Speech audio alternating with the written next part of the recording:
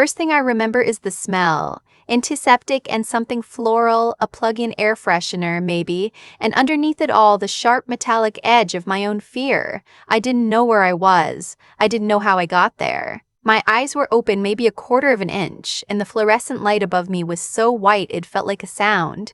Then I heard my mother's voice. "Baby, hey, can you hear me?" She was holding my hand. I could feel the familiar roughness of her palms, the ring she's worn on her right hand since my grandmother died. I tried to speak, and what came out was something between a cough and a word. "Mom." "Shh." She leaned close enough that I could smell her hand lotion. "Don't move. Don't open your eyes all the way." Something in her voice, not panic, but something tighter than panic, something controlled and deliberate, made me go still. "They're coming," she whispered. "His parents. They're parking. Savannah, listen to me." Her grip on my hand got tighter. "Pretend you're still out. Don't react to anything you hear. Do you understand me? Do not react." I didn't understand. I was 29 years old, lying in a hospital bed, and my mother was asking me to play dead. But I knew her voice. I had known her voice my entire life. And I'd never once heard it sound like that careful, that afraid. So I closed my eyes.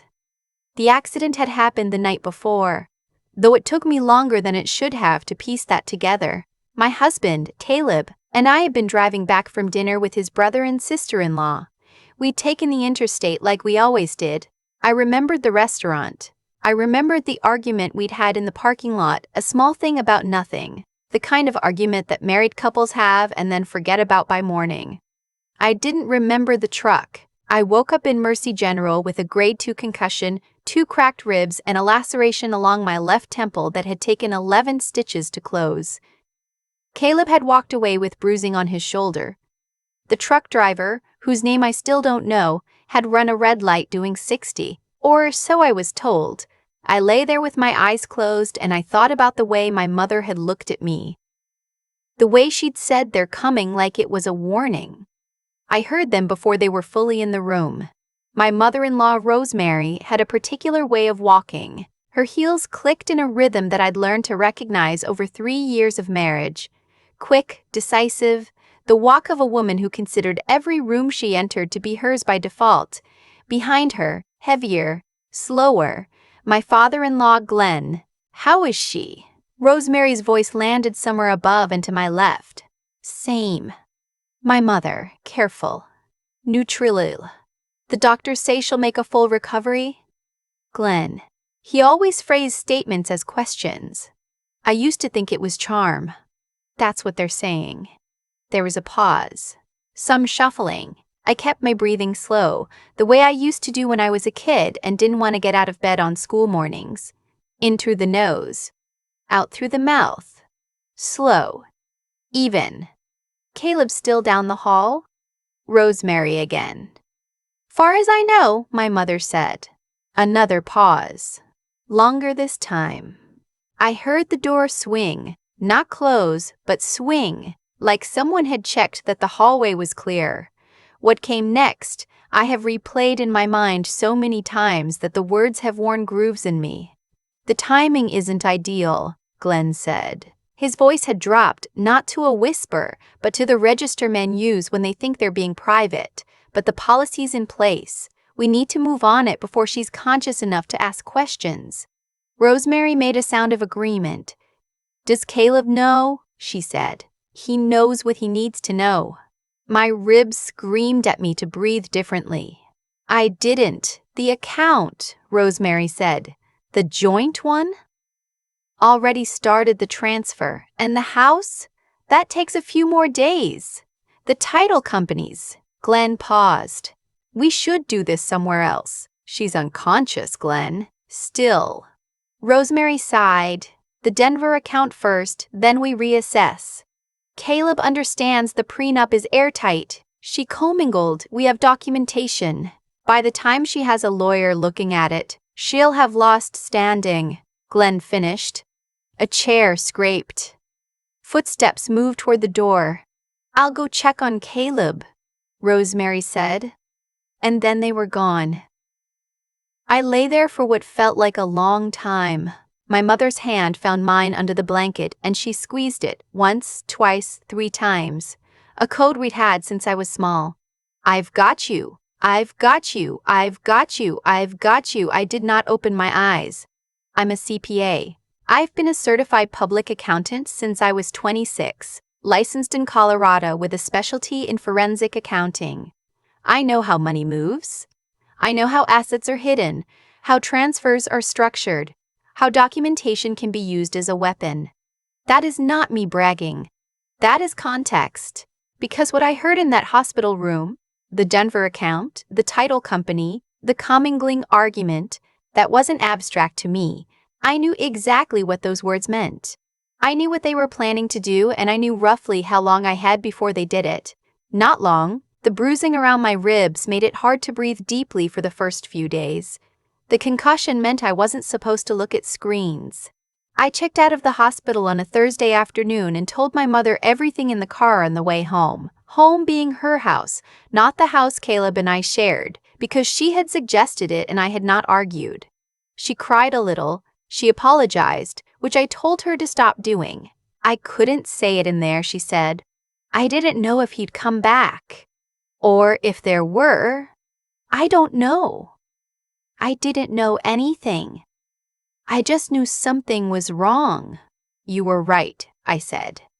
What are you going to do?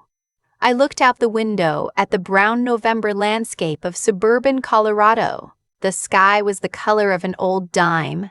I'm going to get my files, I said. Caleb and I had been married for 3 years. We met at a work function. His firm handled one of my clients, a real estate developer who needed an audit, and Caleb was the project manager on their end. He was 34, good-looking in a straightforward way, easy to talk to. He had a warmth about him that I later understood was highly practiced. We dated for 14 months, and then he proposed in a way that was perfectly calibrated to what I would find romantic, quietly, at home, no audience. I said yes. Of course I said yes. His parents flew in from Connecticut for the engagement party. The first thing Rosemary said to me, the very first thing, before "It's so wonderful to meet you, we've heard so much," was, "You're small. I thought you'd be taller." She smiled when she said it. That was how I learned what Rosemary's smiles meant. Glenn was easier to read, which made him, in retrospect, the more dangerous one. He seemed disengaged. He asked about my work with what appeared to be genuine interest and then never mentioned it again. He laughed at his own jokes with a kind of boyish enthusiasm that made you want to laugh along. The prenuptial agreement came up 6 weeks before the wedding. I want to be honest about this because it's the detail I am most ashamed of, and I've watched enough people make excuses for their own blind spots to know that I don't want to do that here. Caleb brought it up gently. He said it was his parents' request. He called it an old-fashioned formality, and that he personally found it unnecessary but didn't want to start a conflict with his family right before the wedding. He seemed embarrassed by it. He was very good at seeming embarrassed. I should have taken the agreement to my own attorney. I know that now. I knew it then, in the way you know things that you've decided not to act on.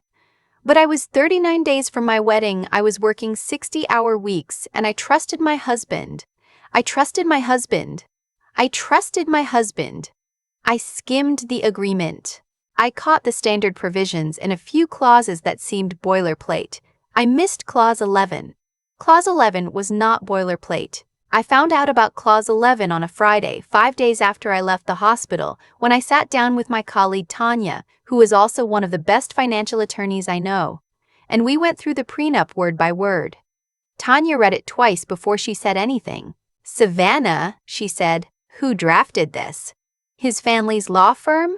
In Hartford. And you didn't have separate counsel review it?" I looked at the table.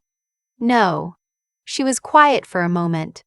The kind of quiet that isn't judgment, just the space a person gives you before bad news. Clause 11, she said, ties your right to any marital assets directly to a fiscal responsibility benchmark. What that means in practice is that if your financial records, your personal accounts, investments, anything that was technically yours before the marriage, show what they're calling commingling behavior, you lose claim to anything acquired jointly during the marriage. The threshold is low and the definition of commingling is vague enough to be almost anything. I had spent 3 years paying into a joint savings account, transferring money from my personal accounts to cover household expenses, paying for things with shared credit cards and then reimbursing myself from my personal funds, which then went back into the joint account, because that was just how we had structured it, because that was just how we lived.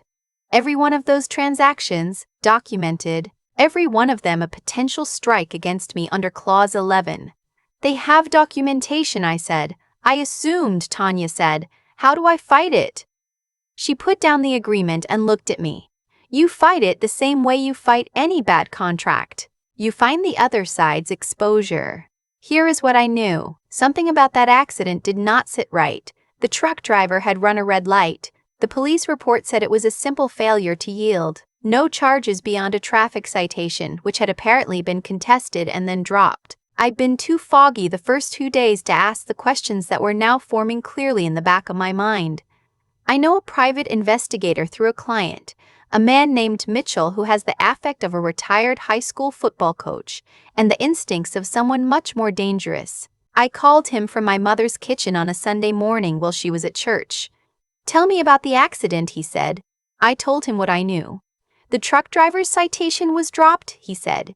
Apparently. A pause. Who contested it? I didn't know. I said so. I'll look into it, Mitchell said. Don't talk to Caleb about the finances yet.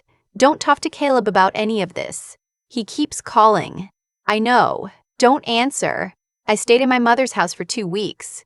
She fed me soup and let me use her printer and didn't ask questions she didn't need to ask. My sister called every day from Portland. My best friend from college, Keisha, drove 4 hours to sit with me for a weekend and didn't make me talk about any of it, which was exactly what I needed. I worked on the case during the day when my mother was at work. I pulled every financial document I had, tax returns going back 5 years, bank statements, investment account records, the deed on the house, every transfer I'd ever made. I built a spreadsheet that mapped every transaction that could be construed as commingling, and then I built a second spreadsheet that documented what Caleb's financial activity had looked like during the same period. Because here's the thing about forensic accounting, it goes both ways. While I'd been paying into joint accounts for my personal funds, Caleb had been doing something else with money that should have gone into those same accounts. Small amounts, at irregular intervals, in a pattern that doesn't look like anything until you put it next to a timeline. I put it next to a timeline. The transfer started 8 months before our wedding. They were going to an LLC registered in Delaware, a company with a name generic enough to be invisible, the kind of name that looks like a vendor or a contractor. Mitchell found it in a day and a half. The LLC had 2 members, Glenn Hartfield, my father-in-law, and a woman named Deborah Fasulo, who turned out to be a real estate attorney in Hartford with a long professional relationship with the Hartfield family. The LLC owned, among other things, a property in Vail that Caleb had taken me to twice and referred to casually as a friend's place. It was not a friend's place. Mitchell called me on a Wednesday afternoon with the part that changed everything. The truck driver, he said. His citation was contested by an attorney. Want to guess which firm? I sat down. The same firm that drafted your prenuptial agreement, Mitchell said. A partner there filed the paperwork. The citation was dropped 11 days after the accident. I stayed on the phone, but I stopped hearing words for a moment. I was in my mother's kitchen, sitting at the table where I'd done homework in 5th grade, and I was thinking about the way Glenn had said the timing isn't ideal in my hospital room. Not what a terrible accident. Not how is she. The timing isn't ideal.